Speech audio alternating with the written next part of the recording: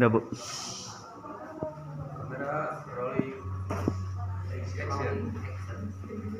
Assalamualaikum warahmatullahi wabarakatuh. Waalaikumsalam warahmatullahi wabarakatuh. Pertemuan kita kali ini kita akan membahas bab 1. Coba dibuka bab 1-nya dari kitab ini. Yaitu tentang apa? Makhluk hidup dan lingkungannya ya. Yang pertama kali akan dibahas yaitu tentang makhluk hidupnya dulu. Setelah itu baru kita bahas lingkungannya ya. Untuk bagian pertama kita akan memulai dengan ciri-ciri daripada makhluk hidup. Ibu Mira mungkin ini di SMP kalian pernah ya belajar di IPA ya tentang makhluk hidup. Kira-kira ciri-ciri makhluk hidup seperti apa?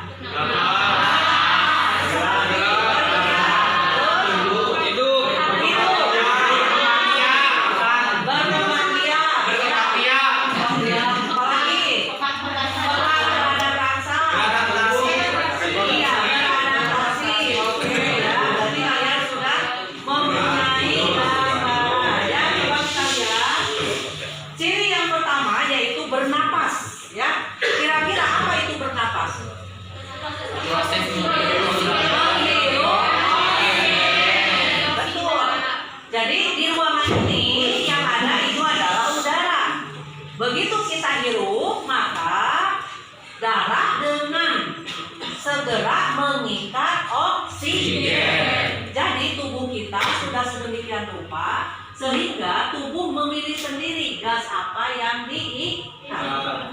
Kira-kira mungkin tidak tubuh itu salah memilih, darah itu salah mengikat? Tidak kalau dalam kondisi normal. Ya. Ada tidak kondisi yang tidak normal sehingga darah tidak mengikat oksigen? Ada. Seperti apa? Nah ini ya, Ibu tanya di antara kalian, ada yang suka merokok? Cung. Ayo. Ya. Alhamdulillah berarti tidak ada yang suka merokok ya. Ya, ini jujur ya. Jujur ya. Nah, ada apa dengan merokok? Nah, untuk yang perokok aktif, berarti yang merokoknya itu adalah zat nikotinnya yang berbahaya untuk dia sendiri, ya. Tetapi untuk orang di sekelilingnya, ya, asap rokoknya, maka ada gas yang akan mengganggu pernapasan kita, ya, yaitu gas karbon monoksida. Jadi kalau pada saat yang bersamaan kita menghirup gas oksigen, menghirup gas karbon monoksida, maka dengan segera darah mengikat CO, bukan oksigen. Apa yang terjadi kira-kira kalau darah mengikat CO tubuh kita? Pasti kekurangan oksigen. Apa yang kita rasakan kalau kita kekurangan oksigen? Sakit, sesak napas, pusing. Jadi gejala pertama kita merasa nggak nyaman, pusing, orang bisa hilang kesadaran, bisa juga menimbulkan kematian. Maka merokok itu sebenarnya tidak baik untuk kesehatan. Sesuai dengan tulisannya yang dibungkus rokok, apa itu tulisannya? Ya, sudah sangat hafal ya. Jadi seperti cerita seorang perokok, dia bercerita, pada saat saya membaca di bungkus rokok ternyata rokok itu sangat mengerikan akibatnya untuk kesehatan. Maka setelah itu saya berhenti membaca. Nah, oksigen yang kita ikat kira-kira itu untuk apa di dalam tubuh kita? Darah kan mengikat oksigen. Kemudian apa yang terjadi di dalam tubuh pada saat kita mengikat oksigen darahnya? Terjadilah reaksi pembakaran. Berarti ada sesuatu yang harus dibakar. Apa itu yang dibakar? Makanan. Ya. Kalian sudah sarapan? Sudah. Ada yang belum makan nasi tapi sudah bala-bala 7, gen 20, lepon 5, manis 2 galon. Jadi belum makan nasi ya. Nah itu adalah makanan yang kita konsumsi akan bereaksi dengan gas oksigen, maka menjadi tenaga ya. Jadi mungkin kalau di SMP kalian sering melihat reaksi ini biasanya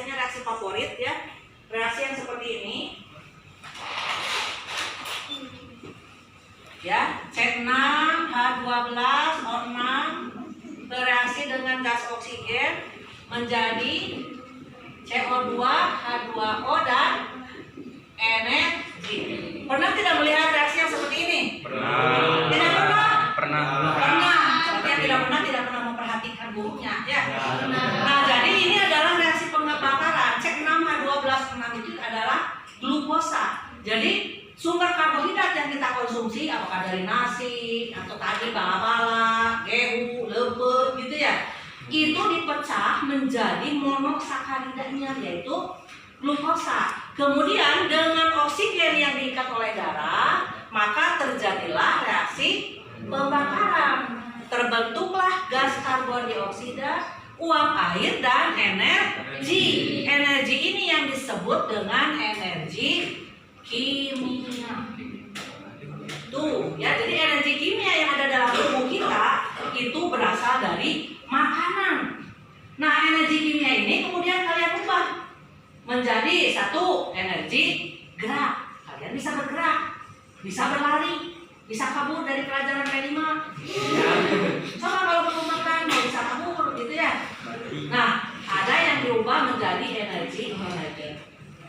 Kalian juga mempunyai energi potensial. Betul tidak kalian punya potensi melepaskan energi?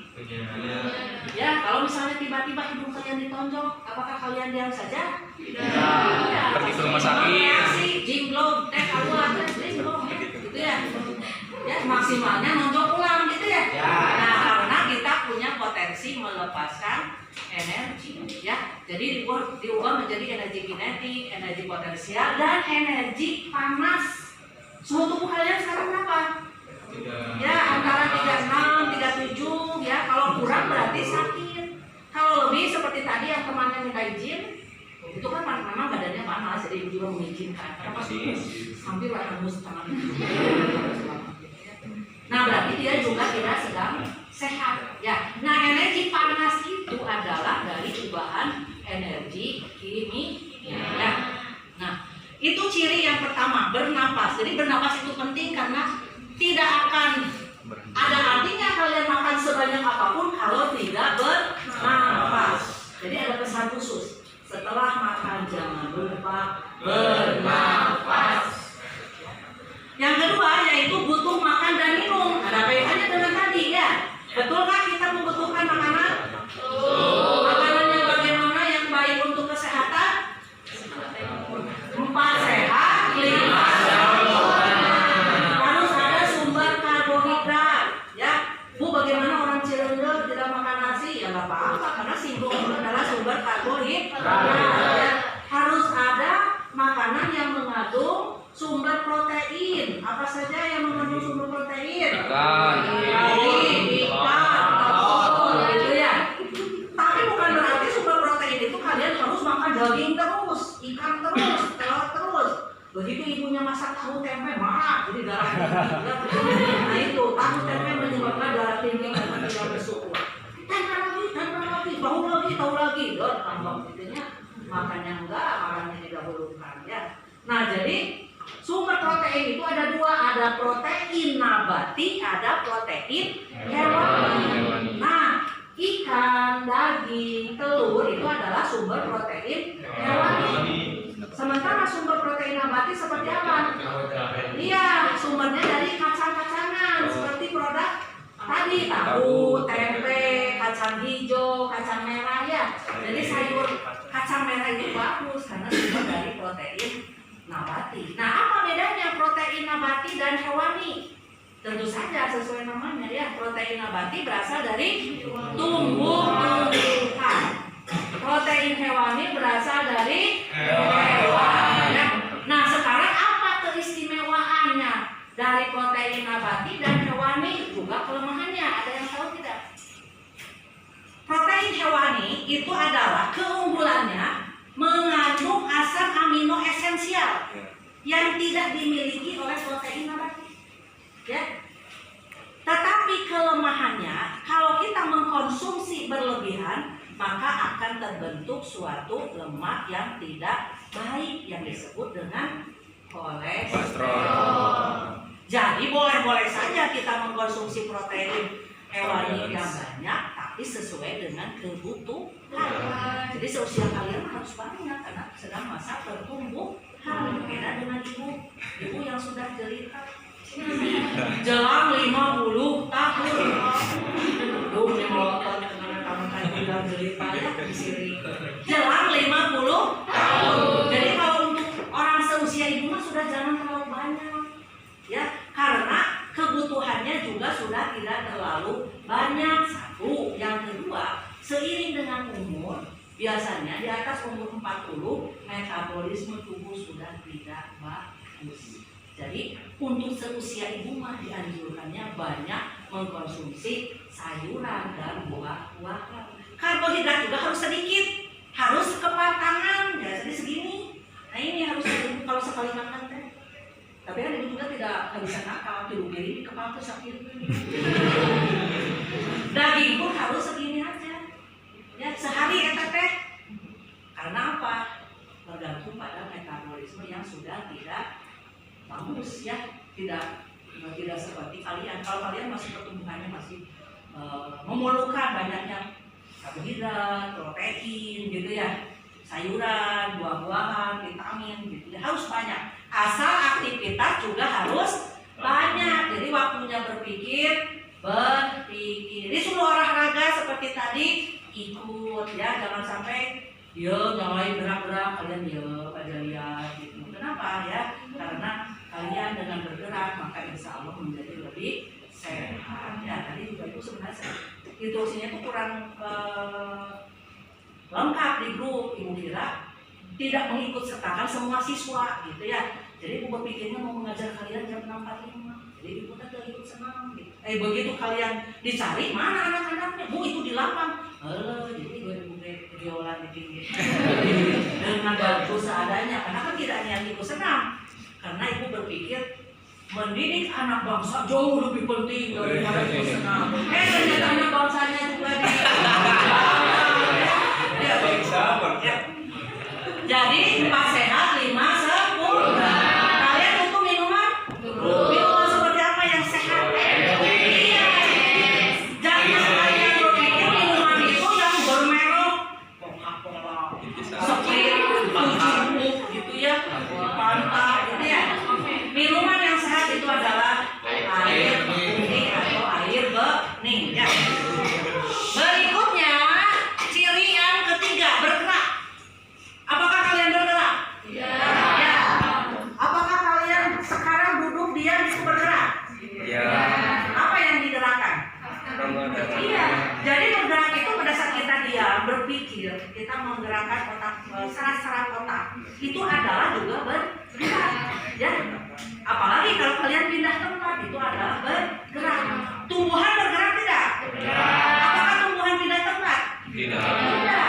Bayangkan. Siun tidak dalam tumbuhan beda tempat, tiba-tiba malam-malam kucuk-kucuk para lidah kabelah itu. Ya. Jadi bergerak itu ada 2 macam, yaitu bergerak secara aktif dan bergerak secara pasif. Jadi kita duduk diamnya mendengarkan bukan melamun. Ngelamunnya beneran bergerak juga ya, karena pasti daya imajinasinya berjalan gitu ya. Tapi itu jangan sampai tidak nyambung. Jadi kalau kalian jiwanya di sini, raganya di sini, jiwanya juga harus di sini. Jangan sampai keluar raga jiwanya. Nanti pas mau balik ke raganya, nanti diisi oleh jiwa yang lain. Jadi harus menyatu ya. Nah itu jadi pada saat kita sedang memperhatikan sesuatu, maka jiwa raga kita juga ikut terlibat. Guru sedang membahas ciri makhluk hidup, kalian juga ikut berpikir ya. Berikutnya yaitu tumbuh dan betulkah kalian tumbuh? Dulu itu kan kalian kecil ya, lari-lari hujanan, netalanya oleh-oleh. Betul kan? Hujanan, gugulingan kalau tidak dikasih jajan ya, jejeritan. Benar? Mengalami masa itu? Nah jadi kalian dulu dari mulai bayi, kemudian anak kecil, masuk sekolah TK gitu ya, SD, sekarang setelah SD, SMP, sekarang sudah SMK. Sudah mulai ini menjelang ke arah kedewasaan. Ya. Setelah SMK berarti kalian sudah dianggap dewasa. Apa itu dewasa? Apakah dewasa itu gede waktu kasih sama? Atau gede wanasamu?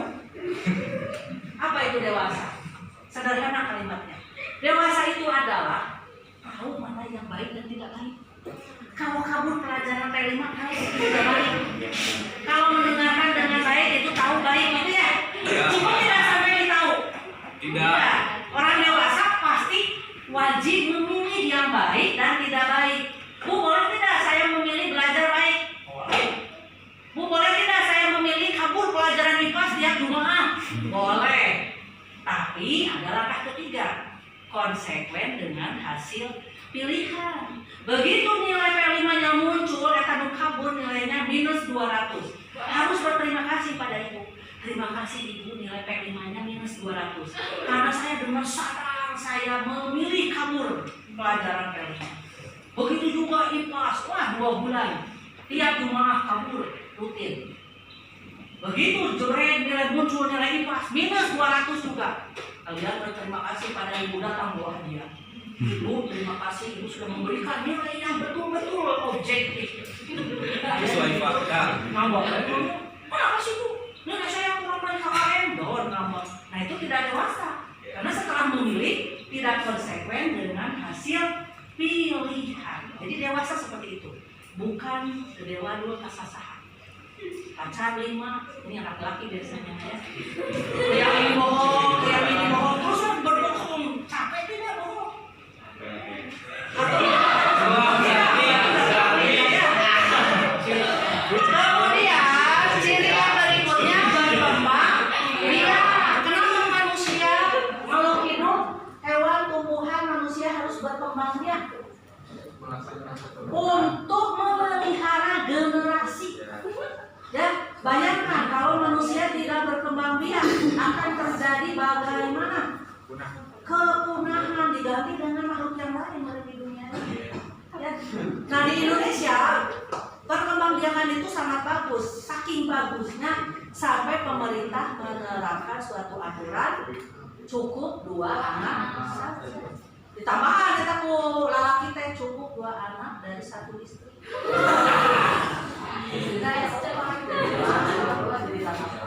Nah, jadi di Indonesia perkembangbiakan itu sangat luar biasa sehingga pemerintah membatasi. Ini mungkin hampir sama dengan di Cina ya. Sehingga di dunia penduduk Indonesia itu yang paling banyak sama halnya dengan penduduk Cina. Tetapi ada negara tertentu yang penduduknya malah tidak mau berkembang biak.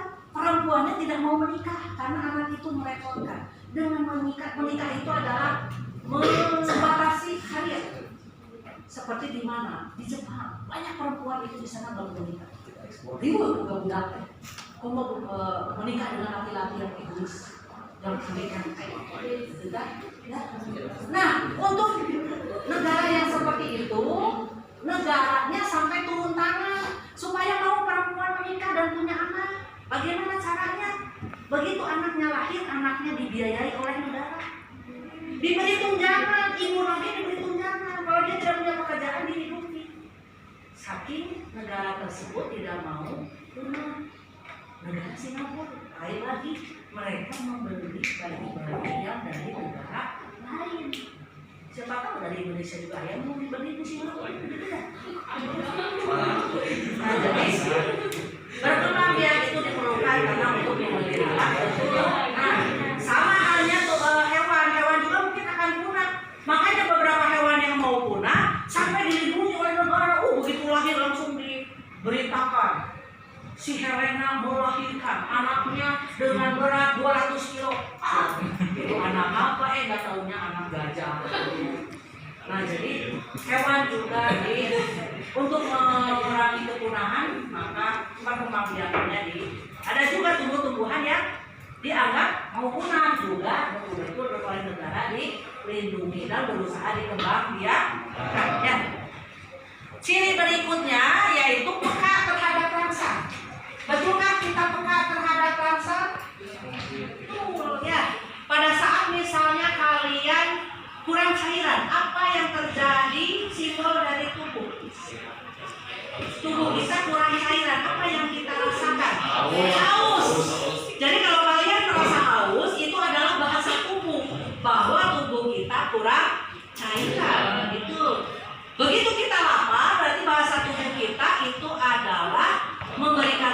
kita kurang energi, sumber energi ya. Bagaimana dengan tumbuhan terhadap rangsannya? Bagaimana tumbuhan itu bergantung pada sinar matahari? Bergantung tidak? Nah sekarang kalian perhatikan, dari mana sinar matahari itu datang? Biasanya ke arah itulah tumbuhan tumbuh ya. Itu adalah ciri daripada pekat terhadap rangsang dan ciri-ciri lainnya yang banyak nanti akan kalian bahas oleh kelompok masing-masing ya. Kemudian berikutnya menyesuaikan diri dengan lingkungan. Begitu kalian pergi ke daerah dingin, maka kalian menyesuaikan dirinya dengan cara bagaimana? Menggunakan jaket tebal. Iya, pakai jaket, pakai kaos kaki semuanya serba panjang gitu ya. Pakai tumpuk, kalian pergi ke Dieng, banyak salahnya. Ada tidak yang pergi ke sana ke Dieng langsung pakai jersey mini gitu kan? Celana pendek. Rasa-rasanya berarti ada yang aneh dalam tubuhnya ya. Begitu juga kalian pergi ke daerah Arab, ke Gurun. Apakah kalian akan berjaket di sana? Berjaket, berselimut, bikin itu apa? Api unggun gitu ya. Panas kan? Dalam kemudian paksa digandeng oleh orang lain, hatinya panas sekali. Ya, situasi akan sangat panas. Menyesuaikan diri ya. Kalian di SMP jam belajar sampai jam berapa? Ada yang jam 12 ya, ada yang jam 1, ada yang jam 2. Kalian mungkin sekarang rata-rata minimal jam 1, jam 2, malah mungkin ada pelajaran sampai setengah 3 seperti hari ini. Pelajaran IPA itu akan berlangsung sampai jam setengah 3 minimal. Bisa jadi jam 3 beresnya, bisa jam setengah 4, bisa jam 4, jam 5. Yang lihat kabur saya bersiap-siap ya. Nah jadi itu adalah ciri-ciri daripada makhluk hidup ya. Nah setelah ini Ibu minta kalian membuat 6 kelompok. Ini kan 36 ya. Berarti 35 ya. 34. Enggak, semuanya harusnya 35. 6 kelompok berarti satu kelompok ada yang 5, ada 5 kelompok 6 ya. Kemudian kalian akan memperdalam pembahasan dari ciri makhluk hidup ini dari tiap-tiap kelompok. Bisa dipahami? Bisa ya untuk materi yang pertama silakan kalian membuat kelompok.